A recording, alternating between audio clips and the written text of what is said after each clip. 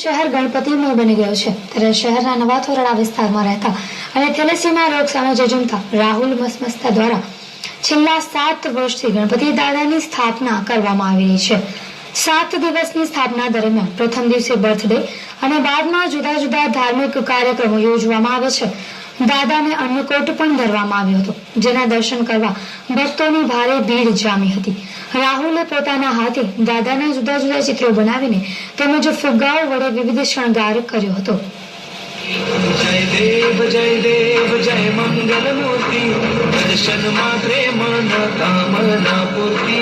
जय देव जय देव जय देव जय देव जय मंगल मूर्ति दर्शन मात्रे मन कामना पूर्ति। जय देव जय देव।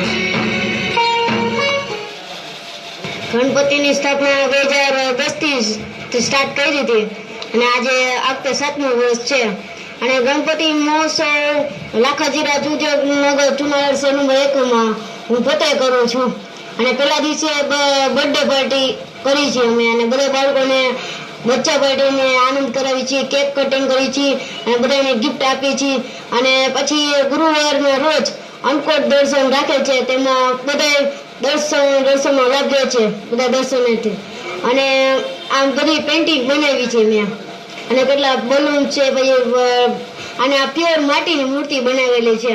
એ માટીથી કોઈ પ્રદૂષણ નથી રહેતું અને માટીની મૂર્તિ સ્થાપિત કરવાથી જાજી સુખ શાંતિ મળે છે અને કાલે રવિવારના રોજ ગણપતિનું વિસર્જન છે અને અમે 7 દિવસ અને 7 વર્ષ રાખી છે અને પછી જોઈ દાદાની ઈચ્છા।